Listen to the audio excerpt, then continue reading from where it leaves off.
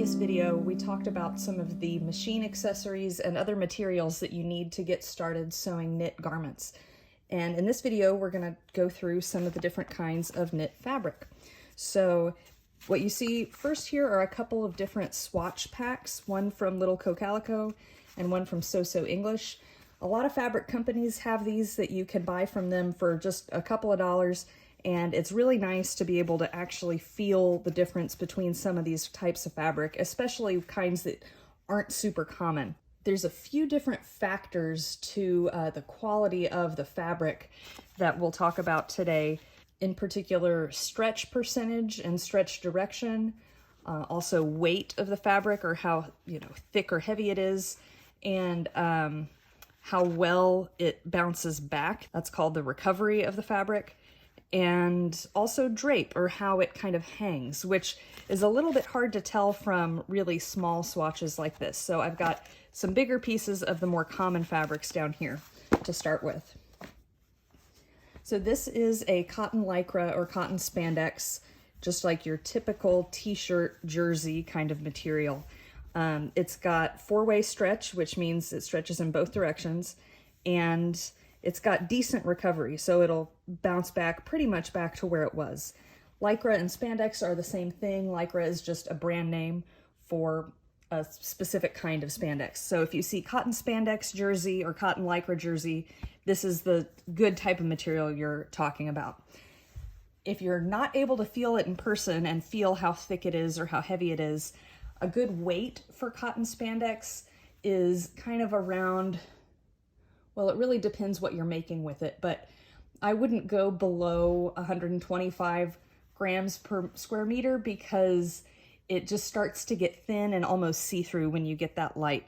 150 is good, 175 is good. If you get up to like 200, 225, that's getting more into like your athletic or kind of heavier weight fabrics. So anything in 175-ish range is kind of standard, good, opaque t-shirt quality. This is what I use the most. I'm in Texas, so it's very hot and humid here, so cotton breathes really well. It's great for shirts, for shorts, for everything, for kids, for underwear, for anything. So this is my most go-to of the fabric. And you can tell after you wash it, it will curl a little bit. And with knit fabrics, the curl rolls toward the good side. So sometimes that's important if you have like a solid and you're trying to tell the front from the back. You can usually tell if you get really close, you can actually see the knit stitches. So that is the main way you can tell front from the back. The back is more like loops. Even on jersey, you can kind of tell it doesn't have the V-shaped rows that the front does. So that's how you tell the front from the back. But also it will curl toward the front. It's just a little helpful tip. So another kind of fabric you might see is rib knit. This is what I like to use for cuffs, for neckbands, things like that. This also has pretty decent recovery, but I probably wouldn't use it. Well, it depends on the brand. Some you can use it for waistbands alone, and some of them you still need to put elastic in for it to really return all the way back to the original size and not get stretched out. But I do love using rib knits. This is a 2x1 rib knit, meaning that there's like 2 rows up and 1 row down. So you can see the back is kind of the opposite of that. And it makes a really nice finish to have this on your neckband instead of just using the jersey. You can use jersey if it has good enough stretch and recovery for your bands and neckbands, but this will just, if you use rib knit, it gives it a little bit of a nice extra touch to give it that different texture. The other most common fabric that I like to use is called French terry, and the front of it looks just like jersey, but it is a little bit thicker. It's going to be a little bit heavier weight, and the back side has much more visible loops. You can have high loop or low loop. There's lots of different versions of French terry, but either way, this is going to be a nice sturdy fabric, good for sweaters, shorts, pants, just again, very versatile. It's usually going to be cotton Lycra or cotton spandex as well. You can get 100% cotton, both jersey and French terry, but the recovery won't be as good. So by having that 5% or so of spandex, you're gonna get that snap back to shape instead of it stretching out and getting saggy throughout the day. So French terry, definitely another go-to for a little bit heavier weight clothes. Then we're getting into the thinner stuff here. This one is a double brush poly. This one is the thinnest by far that we've seen so far. It's also the stretchiest. You can tell it's super stretchy. This is what, not as much stretch in this direction, what LuLaRoe leggings are made out of, if you know that. It's kind of called buttery soft. It's very nice. I use this for my daughter's shorts leggings a lot. I don't like it as much for shirts for myself because it doesn't breathe as well. That polyester can kind of trap heat. And so this isn't recommended for clothes for newborns, for example, because they can't regulate their own body temperature as well. So you don't want to wrap them up in something that doesn't breathe very well. So definitely stick to the cotton stuff for if you're making baby clothes. But there's definitely a place for double brush poly. I use it a lot for my daughter. I use it for her dresses. You can get a lot of really cute prints that color can be very saturated and pretty on polyester. So it's worth having in your toolbox, even if it isn't necessarily something you would wear every day for yourself. And I've also used it for adult clothes and just used it for the sleeves or something like that, and used more of a cotton blend for the bodice. All right, here's the last couple. This one is a bamboo Lycra or spandex. So it looks a lot like the jersey, but you can tell it's a lot drapier. It's a lot thinner. And this will kind of cling to your body a little bit more. Not cling as in sticky, but just like you can see the shape of your body a bit more because it drapes so loosely. I love bamboo for the breathability, for the softness. Bamboo is great for baby clothes. It's like even softer cotton, but it is very thin is the only downside. So I wouldn't typically use this for like little kid pants or something like that where they could, tear holes in the knees really quickly, just because it is a very lightweight fabric. But it is very nice. I love it for pajamas.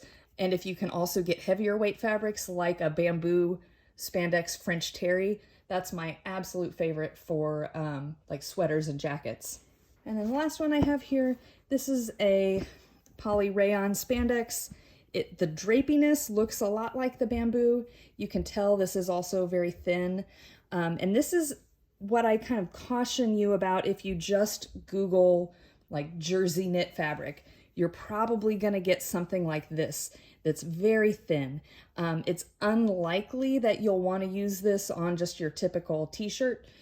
You may, just depending what you're trying to make with it.